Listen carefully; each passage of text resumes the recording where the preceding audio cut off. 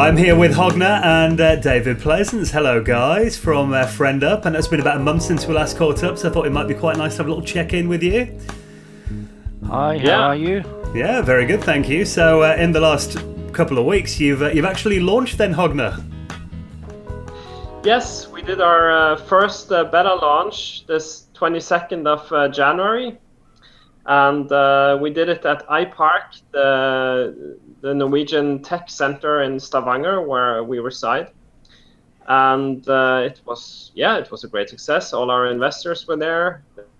There were a lot of new people we haven't seen before. And we did a really cool demonstration with almost zero glitches, which was fantastic. That's always good. Yeah, even the speech recognition worked. That's quite rare for a first demo of any product, actually, isn't it? Yeah, actually, and it was funny because at the venue they said that we had to use Wi-Fi, and they had all their ports blocked on the network. So we found the Ethernet cable lying behind the counter, and that saved the whole demonstration. If not, we would have done it on a mobile network, and that wouldn't be such a cool thing. So the reaction I've seen as well on the Amiga forums, and also just from our YouTube comments in the last couple of videos we've had, a lot of people have been trying out the public beta that you released as well. What kind of reaction are you having on that then? How's it all been going? I think a lot of people are saying that it's really interesting and that it looks cool, and that and many people say they want to write software for it. And I think a lot of people are looking forwards to have more documentation and some applications that they can crash time with. Additionally, I think a lot of people would like to meet other beta testers, and that's going to come up in beta version 2. So tell us about the open source project then, and obviously Friend is open source. I believe this is growing quite substantially at the moment. Yes, now we're going towards the 500 mark. We passed the 400 mark. Now I think we're around 420. We're having an average 10 people signing up every day, and after these videos, it's up to 80 per day. So that's been really an amazing way to connect to people to sign up. The power of YouTube. Yeah, it's fantastic. Right now, about 2/3 are type Amiga guys, and 1/3 is completely new people connected to the university in Trondheim, which we're going to talk about later. And other people have seen us in the media and so on. Well, you mentioned university. I mean, you've got quite a good relationship with students as well. Are they finding this project quite interesting? Yeah, and this is the thing.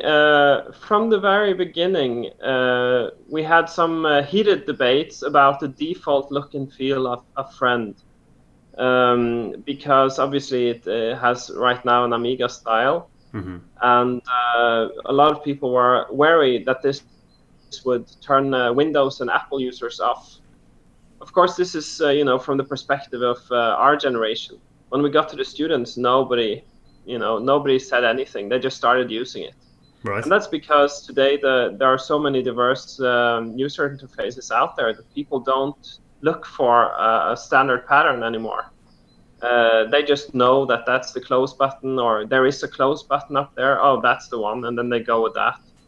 And so they learn it really fast. So we had really good feedback from them. It was they used 2 hours to set up Linux to run Friend on, because they were downloading it from the open source GitHub repository. Obviously, that's also worth mentioning. The open source version has been put up on GitHub, so people can just go download it. And after using a lot of time setting up Linux on their computers, it took 10 minutes to install Friend. And by the session's end, several of the students had already written their own Friend application, which was really cool. Well, I imagine a lot of these students, that they wouldn't know that this kind of default skin is Amiga-inspired. I bet they've never even heard of an Amiga. Now, this is another interesting point, which tells to me that an Amiga-style technology has good timing right now. Is that they don't know what it is, but they might have heard some rumors perhaps, and they get curious. And then they find this wealth out there that wasn't part of their life. And it's interesting. Kind of like when I found Linux the first time. There was this Unix stuff that we never heard about before. And we started digging, and there was like all these experts out there that was old timers, and that had used Unix since way back when. And I think the Amiga has a type of similar situation to these new users. Is that if you make something new, Amiga-ish, they might start digging and like, what was this thing? So I think it's more of a curiosity, a positive curiosity, than it is something that confuses them or has a negative impact. Yeah, it's quite good. I mean, I suppose it gets to a stage where it becomes kind of like mythical, I guess, to someone who's maybe never used it, but they might have heard the name bandied around a bit, and yeah, kind of a gateway into it. Yeah, and it's like a series with a heck of a lot of episodes. If you go to the Atari, or you go to to Arcorn or to Acorn or to ZX Spectrum or something like that, you just find one season basically. There's been a few of the Amiga. A few movies, I think, now, isn't there? Well, getting back to the university point as well, I know you've had a very good relationship with a university in Norway. Is it you've been working with recently? Yeah. Tell us a bit about that. Well, the thing was that one of my colleagues previously worked with the Technical University at Trondheim, which is the NTNU. And they're basically educating the bulk of IT professionals in Norway and scientists. They have a really edge on science. And there's a colleague of mine who had worked with them, and so he had sent an email to one of his previous co-workers, and she connected us with a professor up at the IT department, or the informatics department. And he's a software professor, written books, been lecturing around the world, and has been previously educated with Nokia. And he immediately understood what Friend was and got immediately interested. So we had a Skype session, and he pitched a project for us that we should be part of. And we took it from there. And we have a quite rapid pace on our development. And we have a profile that makes him really believe in what we're doing. So now we signed up to an international type of IoT project that's connected there, Internet of Things. And believe it or not, that's a pretty major thing in the future. It's mostly right now, around smart houses, smart cities, smart cars, those type of things. But there are a lot of research in the field. And this university has some research projects in the area, which allows you to get some funding and find out some interesting facts, at the very least. But it's going to connect us to a lot of companies worldwide. There are 5 companies in Norway. 2 of them are software companies. And there are, some companies from around the world. We're also going to participate with people who make software development tools, which will benefit us. And so we went to Trondheim to meet with them, and we, excuse me, and we stayed overnight. And then we got to meet the students of this department. We had a kind of lecture about the Friend, the potential, the architecture, and then we had a workshop with those students for 4 hours. And that meant we got 25 new beta testers signing up. These guys are going to use some time of this semester to actually learn to program Friend using Python and Java. And they're also going to learn some Java scripting. And they're going to be part in our IoT strategy, which we'll unveil a bit more about later on. So and other than drinking beer with some professors in a really cool bar in the evening, our network grew, you could say, and we got some really good supporters up there with a PhD. So that's awesome. I know. Well, we've got David Pleasance here as well. I'll just let you chip in, David. What's it like having, obviously a new generation of fans coming through and kind of learning a foundation of Friend, like young talented students? That must be pretty inspirational. I think that's a very good word, Dan, inspirational.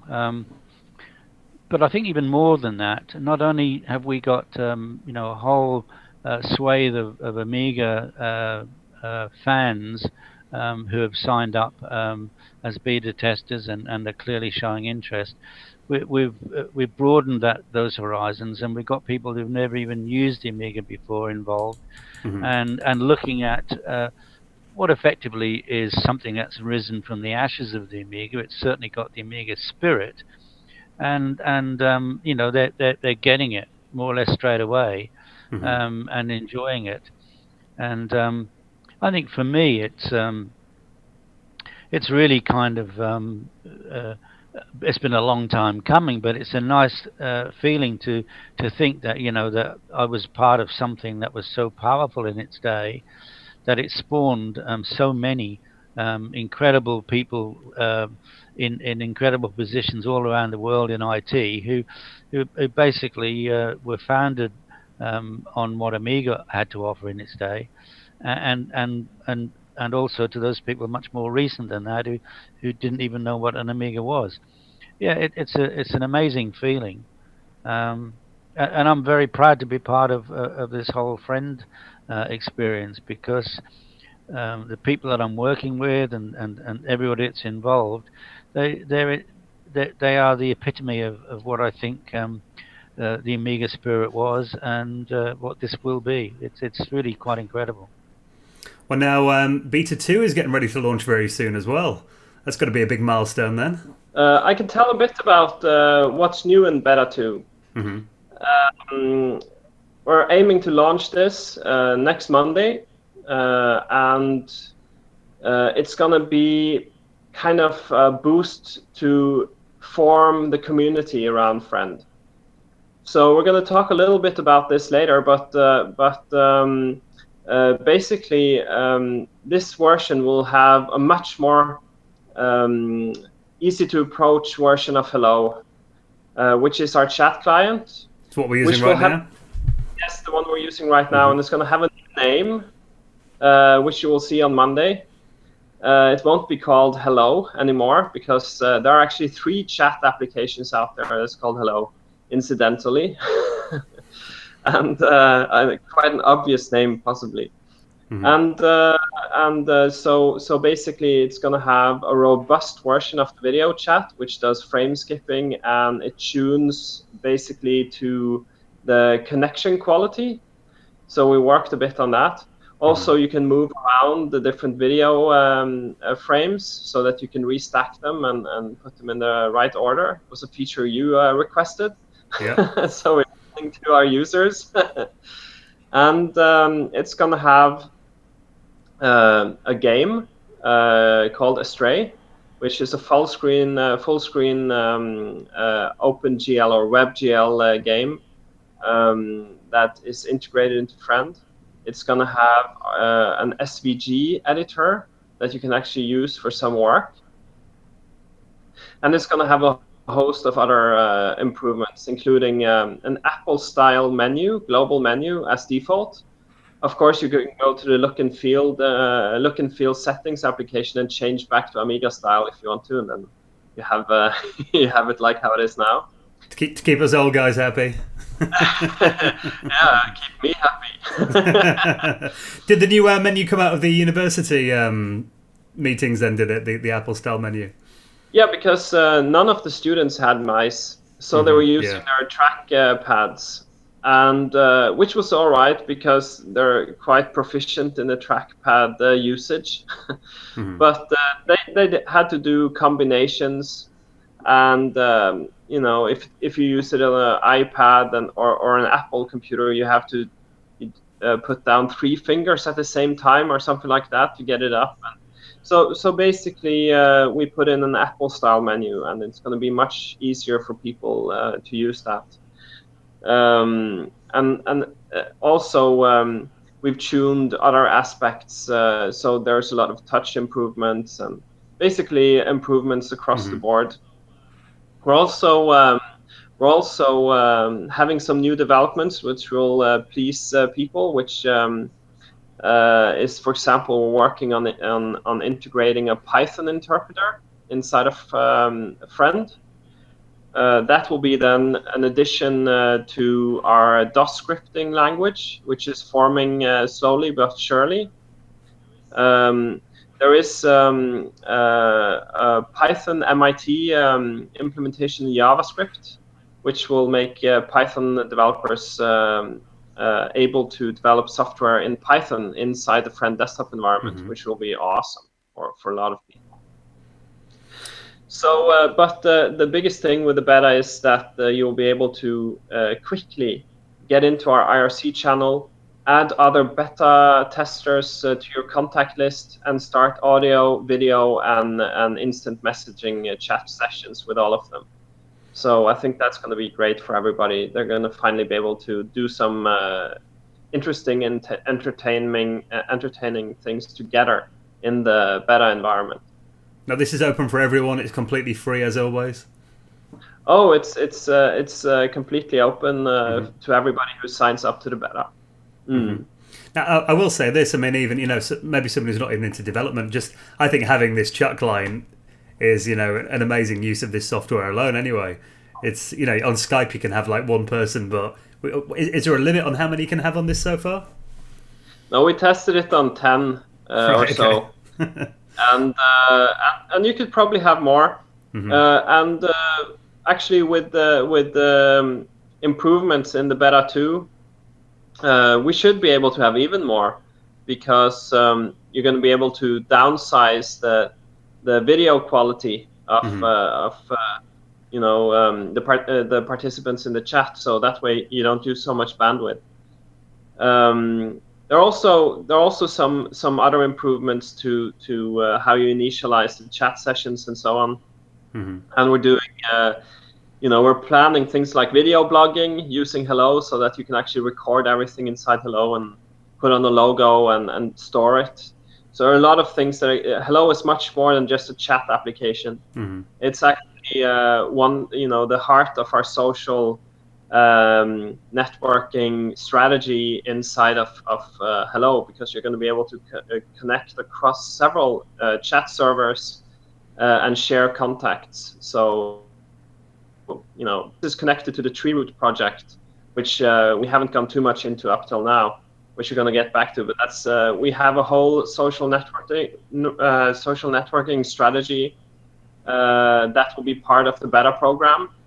And we're going to introduce that to everybody when they sign up to the community forums, which will be coming along shortly. Well, you mentioned this. I mean, moving on to the community aspect of it, then what kind of things have you got planned in the pipeline then for enhancing the community of FriendUP? Thanks to David, who's been such a great co-pilot on the community effort here. We've been able to, with your help and with David and Colin and everybody, we've been able to gather a huge bunch of people who will probably turn into a community of sorts in the coming weeks and months. And we need a community to stand behind this project to develop software, to spread the message and everything. And so we're actually building a sophisticated community software stack based on Treeroot, which is a software application that's developed over 2 years now. That is a little bit reminiscent of Facebook, right. But it's much. It's our SharePoint alternative, so to speak. It will allow you to publish news, to comment on people's posts. It allows you to instant chat, and obviously you can also use Hello sessions on the Treeroot servers. to get access to the video and audio chat and everything like that. So this will also be a great alternative out there for people who want to try to communicate in a new way, who's been used to old-style forums. And it's going to be a great place where people can find knowledge and information and share information together, in the community. Well, we announced last month that, David, you were taking over the role as Director of Marketing. How are you finding it then, like a month in? It's in a word, it's wonderful. Mm-hmm. It's like, they say the old adage, you never forget how to ride a bike. A lot of things have changed in social media, obviously, since my days at Commodore. But luckily for me, I've kind of been on the fringes of those social media changes as a participant as much as anything else. So for me right now, being back into a role which demands sort of cutting edge communication as much as anything else, I'm finding it totally fulfilling. And I'm making a few mistakes, and I think we all do that. But what I am finding is that it's amazing that after all these years, I've still got a huge amount of quality people that I was lucky to call my friends in days gone by, who are still there, still friends, and still very supportive. And so I'm now opening up all those old networks again and unearthing some amazing things that I didn't even know were in existence at the time. Mm-hmm. So I'm thoroughly enjoying it. It's truly inspiring. But I think a lot of that comes back, I suppose, down to me and my emotions. I mean, as I said earlier on, the spirit of Amiga is alive and well. And for me to have that opportunity to partake in that spirit, it's pretty amazing. And as Hogne was just saying, we're now getting ready to open up this our forum platform, which I think will bring a huge amount of people all around the world back together again. And my hope is that this will become the friend book, but of the commercial world, so that people who want to chat with each other about all sorts of things to do with Friend and what it can offer and the potential it offers, they can talk with each other and do all of that, and they can do all of that outside of Facebook, because a lot of people in Facebook wouldn't be interested. So it's a pretty special opportunity. This is something that I find really fascinating with the open source project. When we decided to do this open source, actually, for me it was a presumption when we started, but we went through with all our investors and we were discussing, how this would be, and it would serve different purposes. Number one, it would show our openness, that we're not having any secrets. And number two, it would give people ample time to verify or criticize architecture. And thirdly, it will allow us to get bug reports and fix suggestions and even improvements to the system from the jungle at large. But it's so much more than that. The open source community is going to get a life of its own outside of our commercial enterprise. And it's going to be a fantastic arena for content creation and for creativity. So my prediction is that when this thing takes off and we get a certain amount of people logging into the forums and participating, you're going to see people paint pictures, you're going to see people make music, you're going to see people making small games and contributions, and it's going to be super entertaining to everybody who's in there, It's going to be satisfying on many different levels. And I think it's going to turn many people away from their current hobby or add a new one. And I think in many ways this is breathing life into people's computer hobbies and computer professions. It's another professional tool, but for the computer amateur or hobbyist, this is a fantastic opportunity to get something powerful that will allow you to express yourself and enjoy other people's creative pursuits. And so it will be a fantastic opportunity for people who might have been looking for something new that has a fresh taste, and that's so much more than we planned for the open source project. And it's only possible because of people like David, who bring his emotions, so to speak, into it. Which this is an emotional open source project on many levels, and that makes it special. I bet you can't wait to see what people do with it, though. Oh, it's going to be fantastic, and we're going to really give incentives there. That's coming up. We're not going to talk too much about that right now. Next time. Well, Hogne and David, it's been wonderful chatting as always. And the Beta 2 comes out on Monday. So where can people sign up and register if they want to try it out? friendos.com and click beta, and you will be signed up within an hour or two. And they can download the source now as well. Where's that from? Oh yeah, you just go to the website and there's a link to download the source code on GitHub. Excellent. Well, we'll catch up again soon. Thank you. Thank you very much, Dan. We appreciate it. And thanks to everybody out there. Thanks for your support so far. It's been absolutely amazing. We love it and we love you. So keep it going.